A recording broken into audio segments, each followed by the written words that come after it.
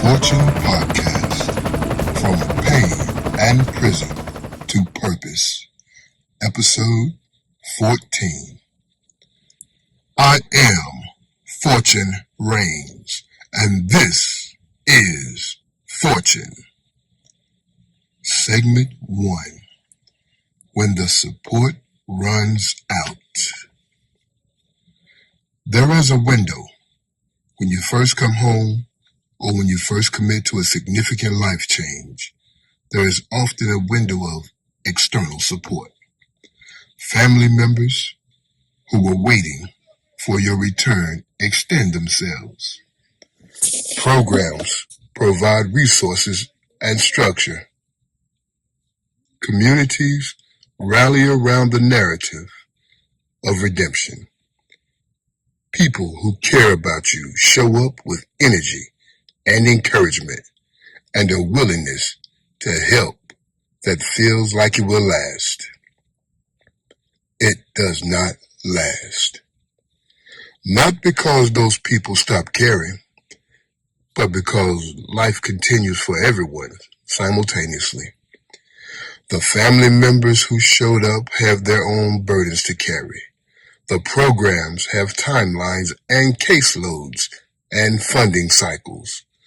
The community energy that gathered around your return disperses as the novelty fades and people return to their own directions. And at some point, often sooner than anyone prepares you for, you find yourself without the scaffolding. This is the moment that separates the men who sustain their rebuild from the men who quietly regress. Because when the scaffolding is there, forward movement feels supported. The structure holds you up, even when your own internal structure is still being built. But when it comes down, the only thing standing between you and regression is the internal architecture you have been developing. The identity work, the discipline, the self-trust built through kept promises, the boundaries that protect your energy, the daily structure that does not require external enforcement, the purpose that moves you because it belongs to you, not because someone else is watching to see if you move. All of that was never meant to be supplemental. It was always meant to be primary. External support is scaffolding. It is there to help you build the structure, but the structure, once built, has to stand on its own. And if you have been relying on the scaffolding instead of building the structure, the removal of the scaffolding will reveal that immediately. That revelation is not a punishment. It is information. Use it. Here is your action step.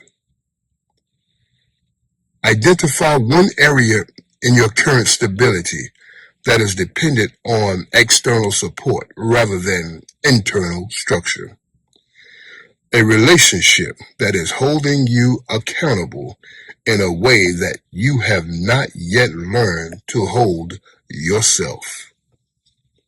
A program providing structure you have not yet internalized. A resource you are relying on that has a defined end date. Then ask, what do I need to build internally so that when this support shifts, my movement does not shift with it? Start building that today, because the scaffolding will always come down eventually. The structure has to be yours. Segment 2. Competing loyalties and the weight of old alliances. Loyalty is one of the most deeply held values in the communities most affected by incarceration. And it should be. Loyalty is a virtue. Standing by the people you came up with, honoring the relationships that formed you, refusing to abandon the community that raised you. Those are not small things. They reflect a depth of character that the mainstream culture often misunderstands or dismisses. But loyalty, when it is not examined, can become a cage. Because some of the people you are most loyal to are not moving in the direction you are moving. Some of them are still in the patterns you have committed to leaving behind. Some of them are, consciously or not, invested in the version of you that stayed. The version that was available for the old activities, the old conversations, the old identity. And your growth is an implicit challenge to the choice they are making not to grow. That creates tension, sometimes subtle, sometimes explicit. The jokes that carry an edge. The comments that frame your progression as pretension. The situations that seem designed to test whether you have really changed or whether the new version of you is just temporary. These are not always malicious. Often, they come from people who genuinely care about you, but who are also, beneath the surface, wrestling with what your change means for them. Navigating this requires a distinction that most conversations about loyalty never make. Loyalty to a person is not the same as loyalty to their current choices. You can love someone fully without endorsing who they are. You can maintain the relationship without participating in the behavior. You can honor the history without being bound by it. But that navigation requires clarity.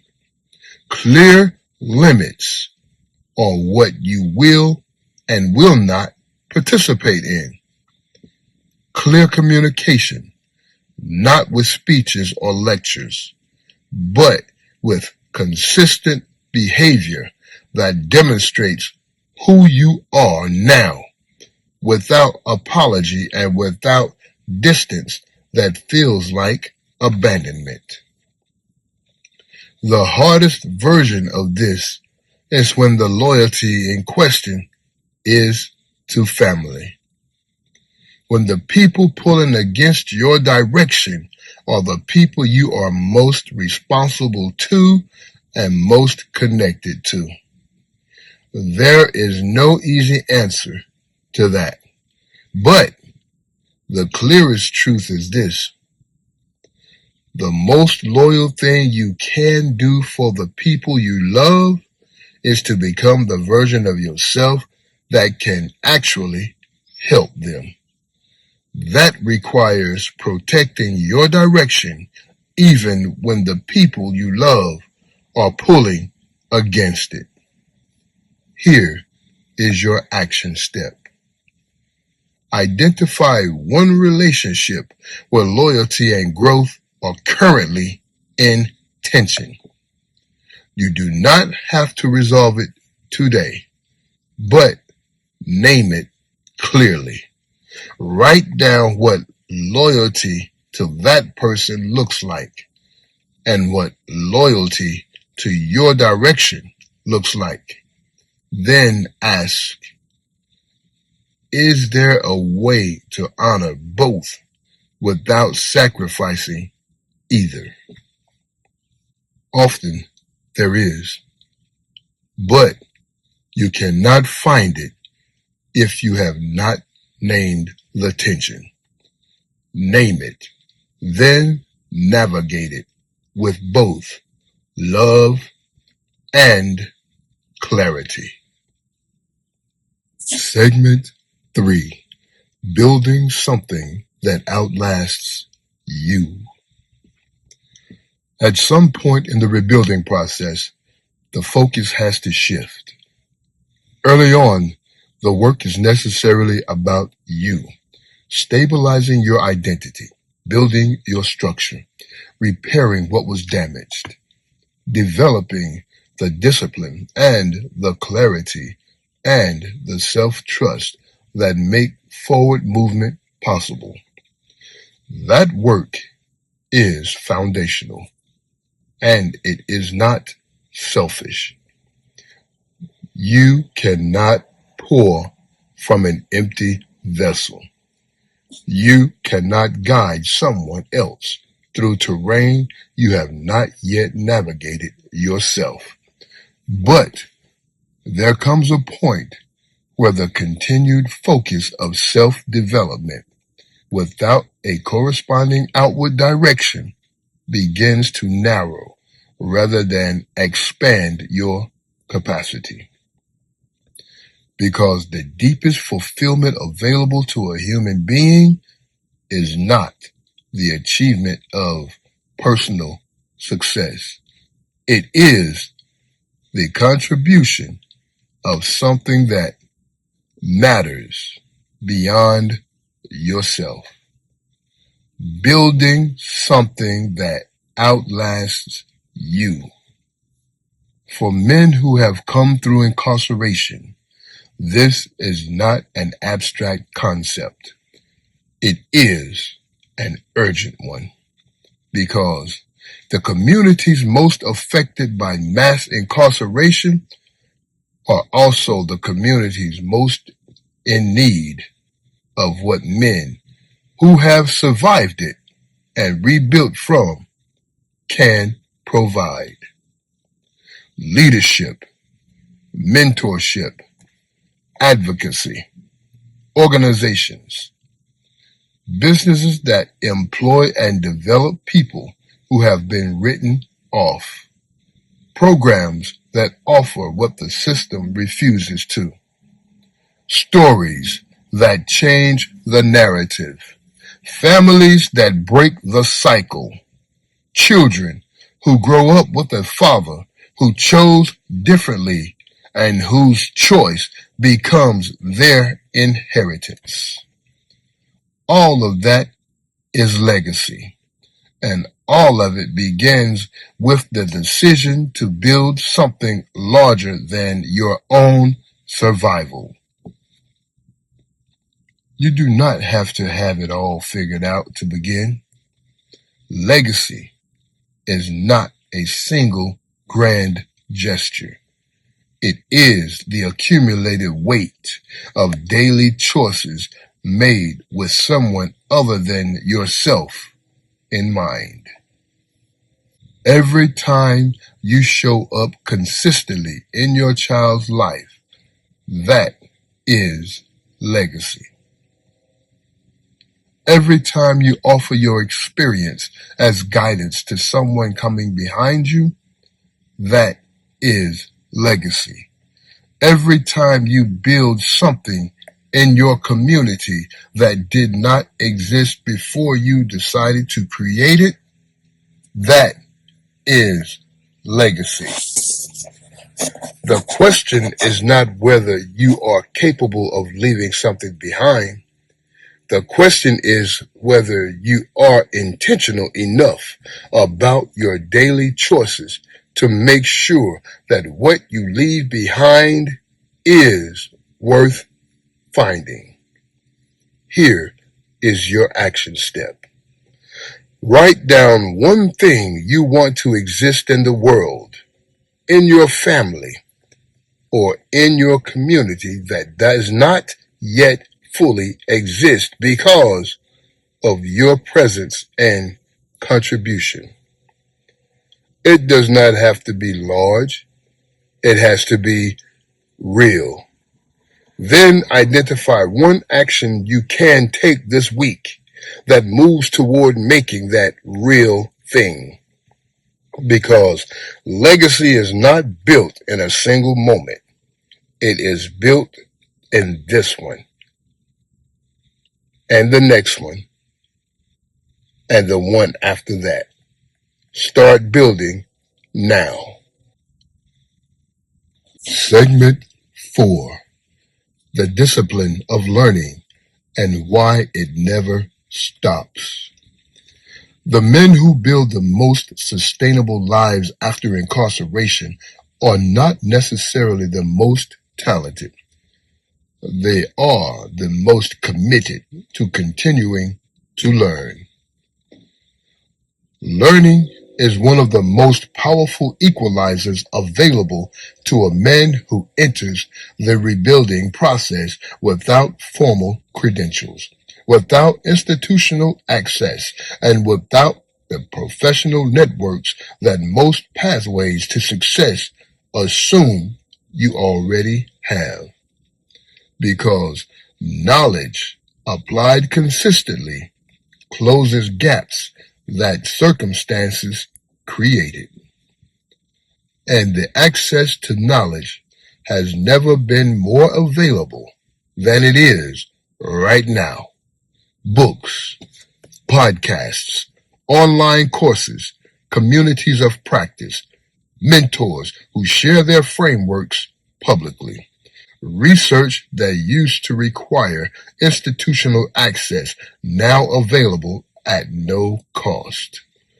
The barrier between where you are and the knowledge you need to get where you are going has never been lower. Which means the only remaining barrier is the decision to engage with it consistently. Most men coming out of incarceration have a complicated relationship with formal learning. The educational systems most of them encountered were not designed to serve them. School was often an environment of failure, exclusion, and the quiet message that certain kinds of minds and certain kinds of people did not belong in the learning conversation. That message was wrong, and it needs to be actively rejected. Not with resentment toward the institutions that failed you, with the decision to learn on your own terms, through the channels that work for how you actually think and process and engage. Some men learn best through listening. Podcasts, audiobooks, conversations with people who know more than they do. Some learn best through doing, through trial and error, and the direct application of knowledge in real situations. Some learn best through reading, through sitting with ideas and letting them develop before moving to action. None of those models is inferior. All of them are valid pathways to the same destination. What matters is that you are consistently moving toward greater knowledge, greater skill, and greater capacity. Because the man who is learning is the man who is growing. And the man who is growing is the man who is building. And the man who is building is the man who eventually produces results that change his circumstances and the circumstances of the people around him. Here is your action step. Identify one area of knowledge that is directly relevant to what you are building. One skill, one subject, one domain where greater understanding would accelerate your progress.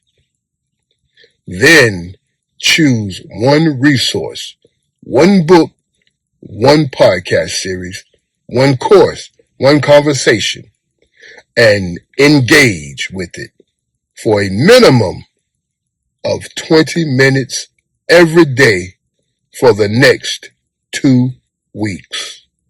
20 minutes daily, 14 days. Then assess what has shifted in your thinking and your capacity. Because learning is not a season, it is a practice. And the practice never stops for the man who is serious about building something that lasts. Segment 5. When people doubt your transformation. People are going to doubt you. Some of them loudly, some of them quietly, some of them with words, and some of them with behavior, with the way they hold back their trust, the way they wait for you to revert, the way they reference who you were in context where you are trying to establish who you are becoming. That doubt is going to happen, and knowing it is coming is not the same as being prepared for it. Because when you expect it, it still lands. The skepticism of someone whose opinion matters to you still carries weight.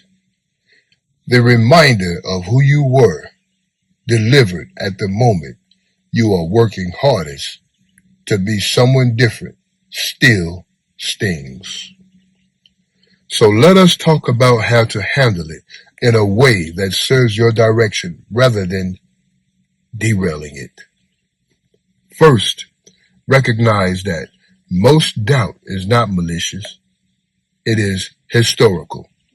The people who doubt you have evidence. They have watched patterns repeat. They have extended hope before and absorbed disappointment. Their skepticism is not a character flaw. It is a reasonable response to what they have experienced. You do not owe them an argument. You owe them evidence. And evidence is built over time, not delivered in a single convincing conversation. Second, be strategic about who you allow to define your timeline. Some people will never be satisfied with your progress because their investment is not in your growth. It is in the story they have already written about you. For those people, no amount of evidence will be sufficient because the evidence is not what they are evaluating. Your energy belongs to the people who are capable of updating their assessment based on new information. Not everyone is. Know the difference and allocate your energy accordingly. Third, let the doubt be fuel rather than friction. Every person who does not believe you are capable of sustained change is an addition to the list of reasons your consistency matters, not to prove them wrong as an end in itself, but because their skepticism is a useful reminder of what is at stake when you choose not to follow through.